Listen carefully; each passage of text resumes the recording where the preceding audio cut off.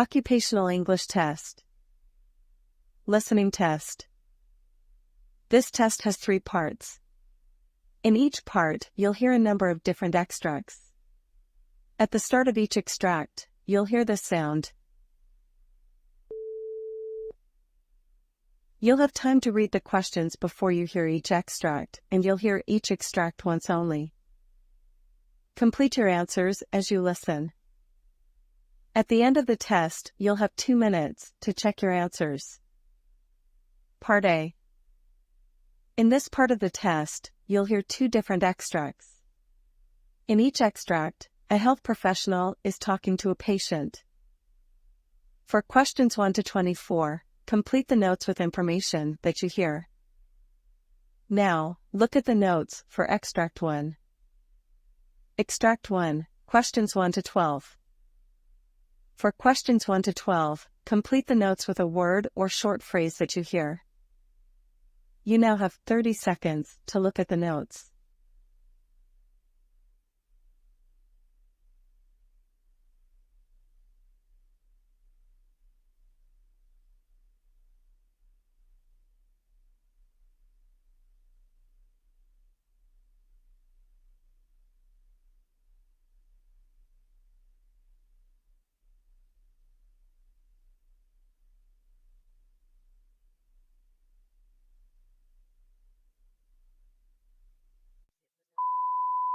Hello, Doctor. Good morning. Yes, good morning. What's your problem? Well, Doctor, I have a sinus problem. I get post-nasal drainage, facial pain, headaches, sore throat and congestion. Since how many days have you been facing this problem? For the past 2 weeks, Doctor. I'm also getting snoring, teeth pain and nasal burning. Is it moderate or severe? It worsens in the evening and morning. What's your age? 47, Doctor. Did you have any illness previously or any surgeries? Yes, surgeries, gallbladder and hernia. Do you drink, smoke? I don't drink, but I smoke 1 pack of cigarettes per day for the past 15 years. Any of your family members have any illness? Yes, I have a family history of allergies and hypertension. What are the medications you are taking?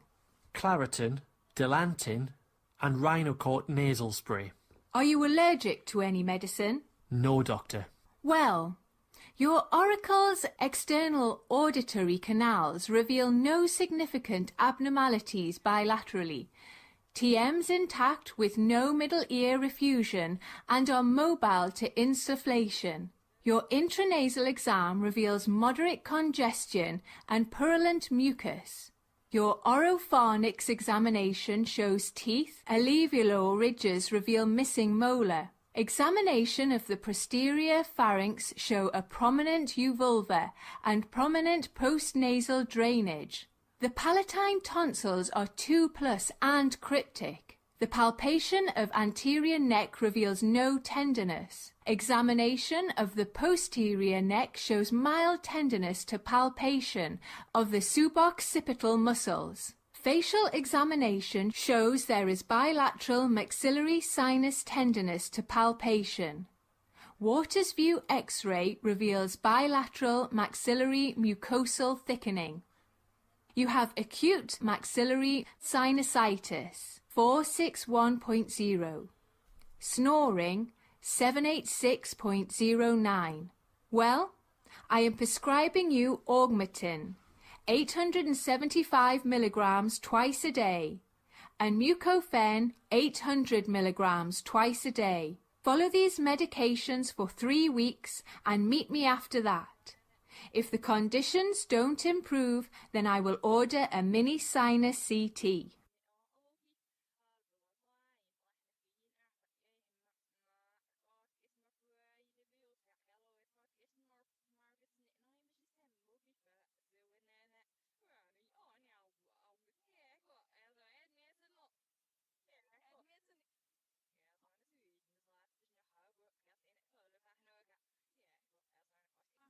Extract 2. Questions 13 to 24.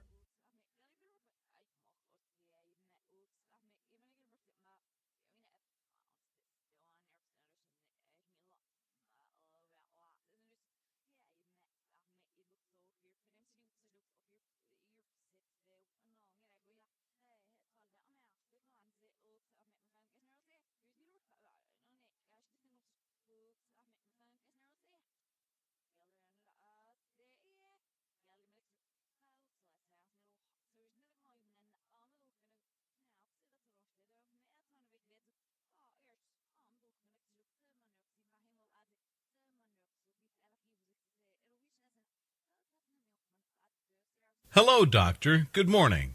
Good morning. May I know your problem? Well, I'm having asthma and facing difficulty in walking even 10 steps. My weight is 344 pounds. I have high cholesterol and high blood pressure. I have joint pain, back pain, foot and ankle pain, and swelling on my leg and foot. I have sleep apnea and snoring. Moreover, I am a diabetic patient on medication. I also have hemorrhoids, doctor. I am also pursuing surgical attempts for weight loss and to become active in my life again.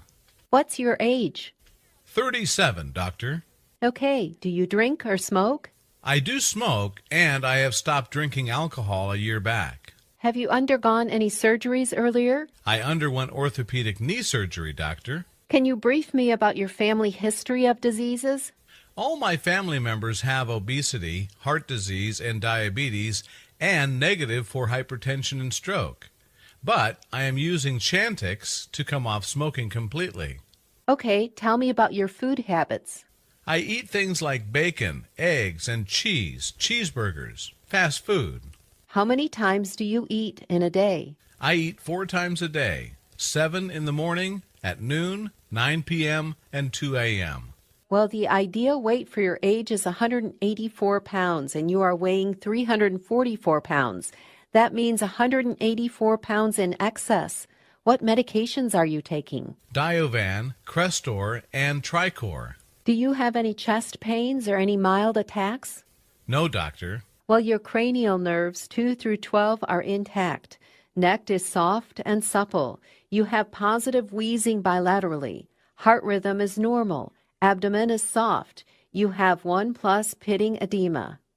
I have reviewed your complete test reports. This is a clear case of bariatrics, and you need to go for a laparoscopic Roux-en-Y gastric bypass. The complications include infection, bleeding, pulmonary embolism, deep venous thrombosis, leakage from the gastrojejunal, anastomosis, and possible bowel obstruction. Before we proceed for the surgery, you need to get reports on upper endoscopy, H. pylori testing, thyroid function tests, LFTs, glycosylated hemoglobin, and fasting blood sugar. Okay, doctor. I would like to proceed with the surgery.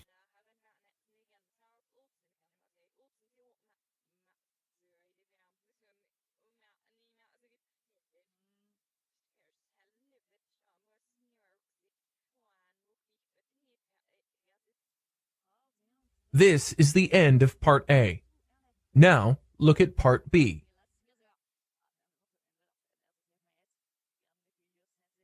Part B.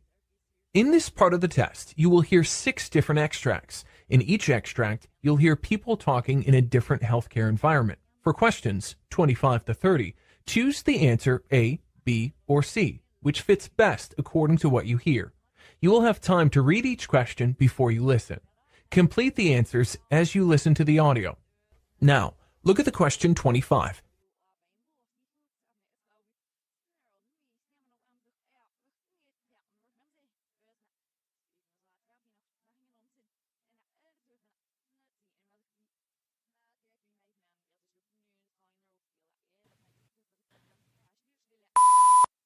Hello, doctor. What are the clinical manifestations of alpha-1 antitrypsin deficiency? Well, alpha-1 antitrypsin deficiency is associated with 2 major clinical manifestations. Emphysema, resulting from the loss of the proteolytic protection of the lung by alpha-1 antitrypsin, a toxic loss of function.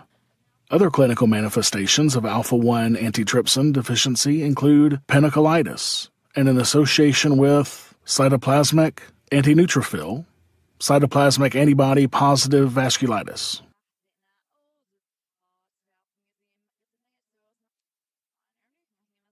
Question 26.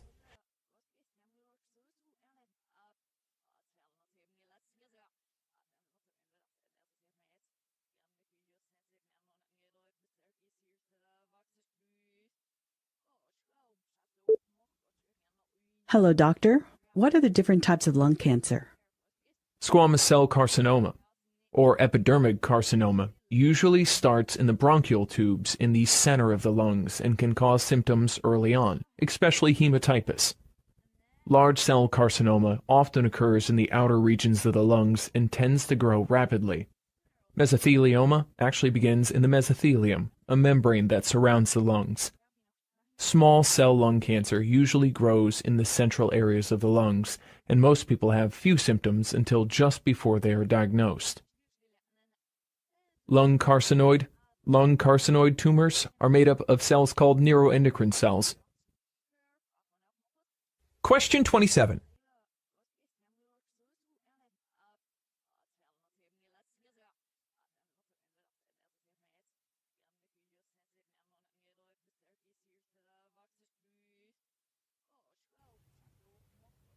Doctor, can visual function be improved through occupational therapy? Well, findings proved that occupational therapy for patients with poor vision performed at their home and directed particularly toward helping them with both meaningful and challenging tasks, helped avoiding depression that actually improved the visual function as well.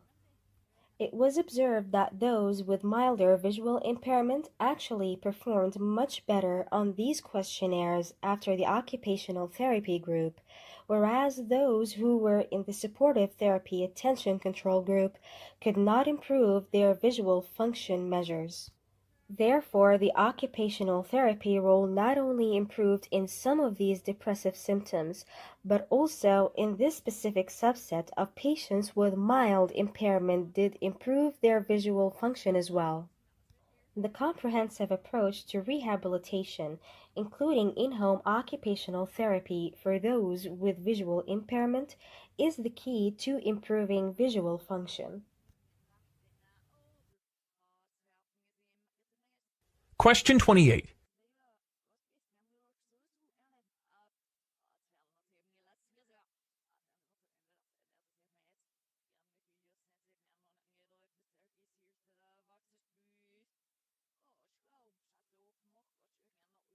Doctor, how do we get rid of the imitators of Stop the Bleed kits? Stop the Bleed is a national campaign to increase awareness and provide training and kits to help the people witnessing traumatic bleeding. However, we must be very careful when obtaining the kit for our locality. The genuine kits are really very expensive, that may cost from $50 to $100 depending on the contents. However, there are some counterfeit tourniquets which are knockoff products. I would warn everyone that a tourniquet is meant for controlling acute arterial hemorrhage, will cost about $25 to $35. Therefore, if you're getting them for a lesser amount, you probably won't get the best one. Question 29.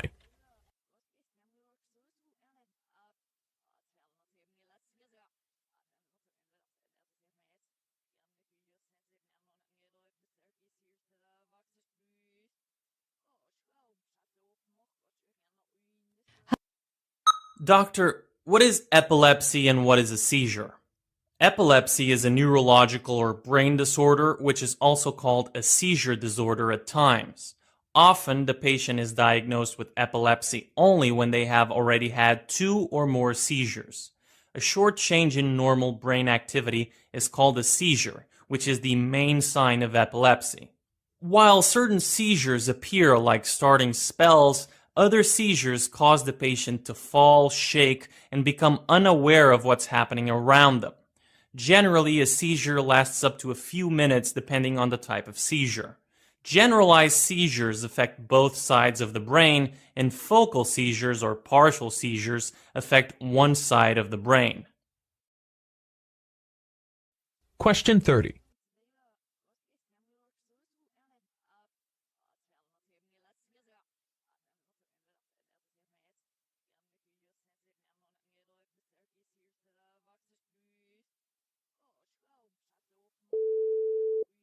Hello, doctor. What is your opinion about misdiagnosing of acute cardiorenal syndrome as renal injury due to hypovolemia? Often, acute cardiorenal syndrome is misdiagnosed for renal injury due to hypovolemia. Patients with stable heart failure normally have mild hypervolemia at baseline. However, they can become hypovolemic due to severe diarrhea over aggressive diuretic therapy or other causes. Although the fluid status of these two conditions are different, they are often difficult to distinguish. Urine electrolytes suggest a pre-renal acute kidney injury in both of these conditions. However, a history of recent diuretic overuse or recent fluid losses may help identify hypovolemia. If available, analyzing of the recent trend in weight will be essential in making the right diagnosis. Misdiagnosis of acute cardiorenal syndrome as hypovolemia-induced acute kidney injury will be catastrophic. In case the volume depletion in acute cardiorenal syndrome is erroneously judged to be the cause of acute renal injury. Therefore, fluid administration can further worsen both renal and cardiac function.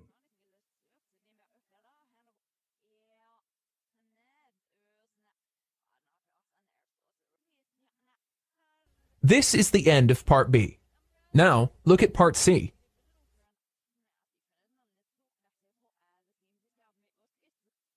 Part C. In this part of the test, you'll hear two different extracts.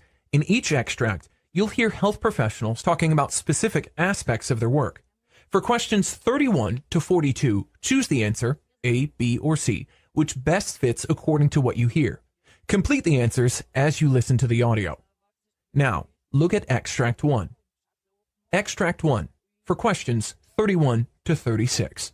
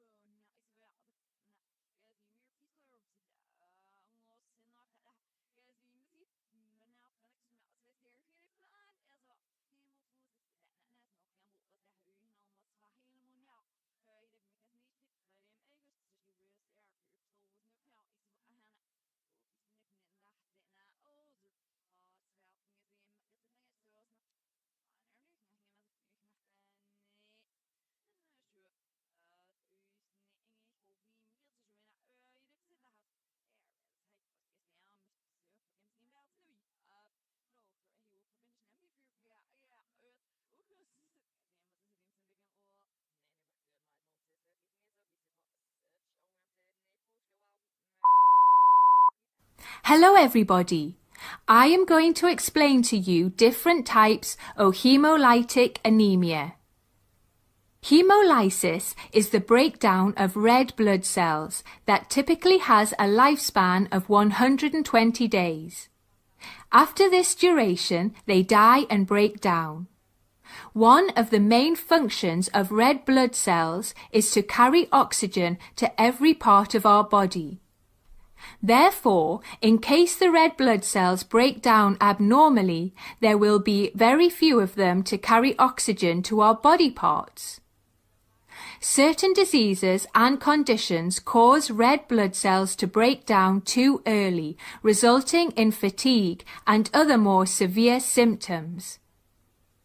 There are different types of hemolytic anemia, and the conditions can be either inherited or acquired. Let me explain to you certain disorders and conditions of different types of hemolytic anemias. Inherited hemolytic anemias usually occur due to a faulty gene that controls red blood cell production. While moving through the bloodstream, abnormal red blood cells may be fragile and break down.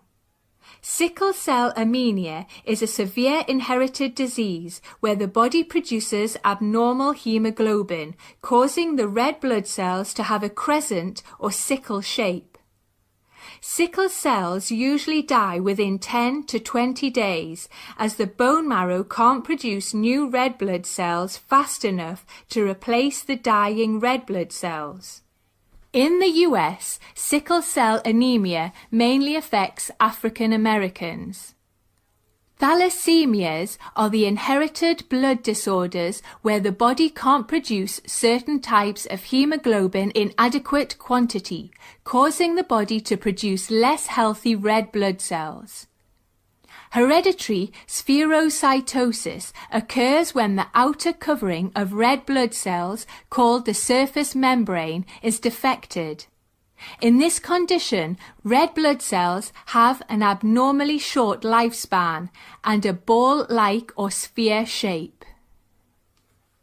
Hereditary elliptocytosis or oval cytosis causes a defective cell membrane in which red blood cells are abnormally oval in shape, are not as flexible as normal red blood cells, and have a shorter lifespan than healthy cells. Glucose-6-phosphate dehydrogenase deficiency occurs when the red blood cells are missing an important enzyme called G6PD. The lack of enzyme causes the red blood cells to rupture and die when they contact certain substances in the bloodstream.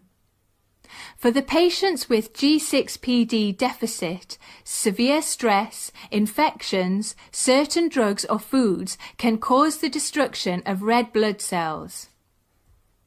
Certain examples of such triggers include aspirin, anti-malaria drugs, sulfur drugs, non-steroidal anti-inflammatory drugs, naphthalene or fava beans. Pyruvate kinase deficiency is caused when the body is missing an enzyme called pyruvate kinase. And with this condition, the red blood cells tend to break down quickly. Acquired hemolytic anemias occur when the hemolytic anemia is acquired. In this condition, although the red blood cells may be normal, certain disease or other factors will cause the body to destroy the red blood cells in the spleen or bloodstream. With immune hemolytic anemia, the immune system destroys healthy red blood cells. The three main classifications of immune hemolytic anemia are autoimmune hemolytic anemia, which is the most common hemolytic anemia condition. For some unknown reason, this disease causes the body's own immune system to produce antibodies that start attacking our own healthy red blood cells. This disease may become severe and grow very aggressively. Alloimmune hemolytic anemia occurs when the immune system attacks transplanted tissues, a blood transfusion, or the fetus in some pregnant women. This disease can occur if the transfused blood is a different blood type than our own blood, and it can also occur during pregnancy when a woman has rhesus negative blood and her fetus has rhesus positive blood. Drug-induced hemolytic anemia occurs when a medicine triggers the immune system to attack its own red blood cells. In such case, one may be drug-induced hemolytic anemia. Chemicals in medicine, such as penicillin, can attach to the red blood cell surfaces and cause the development of antibodies. Mechanical hemolytic anemias cause physical damage to red blood cell membranes, which can cause destruction at a faster rate than normal. The damage may be caused by changes in the small blood vessels, or due to the certain medical devices, high blood pressure during pregnancy called preeclampsia, or a condition that causes seizures in pregnant women called eclampsia. Malignant hypertension, or a rare blood disorder such as thrombotic thrombocytopenic purpura, that causes blood clots to form in small blood vessels throughout the body. Moreover, participating in strenuous activities can also result in blood cell damage in the limbs at times. With paroxysmal nocturnal hemoglobinuria, the body will destroy abnormal red blood cells caused by a lack of certain proteins more rapidly than normal. Individuals with this disease are at increased risk for blood clots in the veins and low levels of white blood cells and platelets. Certain infections, substances, and chemicals can also damage red blood cells, resulting in hemolytic anemia. For instance, toxic chemicals, malaria, tick-borne diseases, or snake venom.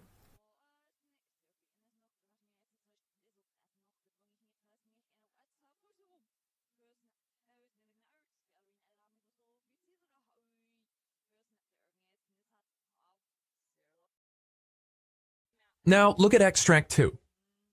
Questions 37 to 42.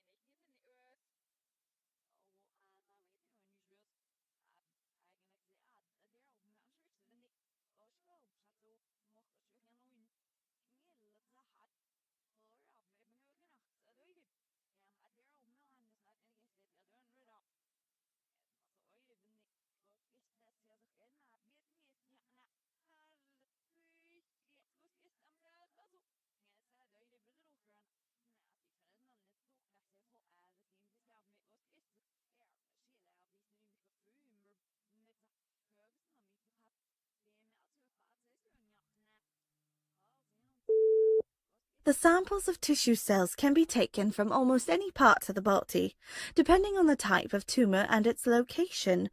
The method of taking samples is determined. For instance, the methods followed for brain biopsies is entirely different for skin biopsies. Certain types of biopsies involve the removal of an entire organ, which are only performed by surgeons. However, other types of biopsies remove tumor samples using a thin needle or through an endoscope. In this session, I am going to explain the most common types of biopsies used in cancer diagnosis. Needle biopsy.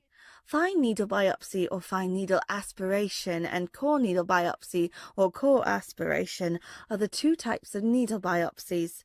Fine needle aspiration is performed using a thin, hollow needle affixed to a syringe to pull out small pieces of tissue and a small amount of fluid from the tumor. In case the tumor is deep inside the body and cannot be felt, then the needle can be guided while watching on an imaging tool such as an ultrasound or CT scan. The main advantages of fine needle aspiration are that there is no need to cut the skin, and in some cases the diagnosis is made on the same day. However, the disadvantage is that sometimes it becomes impossible to remove enough tissue for a detailed diagnosis. Although fine needle aspiration is a type of biopsy, it is also classified as a cytology test. However, in a core biopsy, the needles are slightly larger than those used in fine needle aspiration. In a core biopsy, a small cylinder of tissue is removed. At times, special vacuum tools are used to get larger core biopsies from breast tissue. However, diagnosing core biopsy samples take longer than fine needle aspiration biopsies. Therefore, the results also take longer. Excisional or incisional biopsy. In this type of biopsy, the surgeon cuts through the skin to remove the complete tumor, called an excisional biopsy, or a part of a large tumor called an incisional biopsy. In an endoscopic biopsy is a flexible, thin, lighted tube with a lens or a video camera affixed at the end, allowing the physician to look into the internal parts of the body. Tissue samples are also taken out through the endoscopic biopsy. Different types of endoscopes are used to look at specific parts of the body. For instance, one kind of endoscopy is used to look at the inside of the throat, sinuses, and nose. Laparoscopic, thoracoscopic, and mediastinoscopy. Although laparoscopy is much like endoscopy, it uses a laparoscope to look inside the abdomen and remove tissue samples. Similar procedures are followed to look inside the chest. These are called thoracoscopy and mediastinoscopy. Laparotomy and thoracotomy. Laparotomy is a kind of surgery where a vertical cut is made from upper to lower abdomen to remove samples. This may be performed when the suspected area could not be diagnosed with other simpler tests.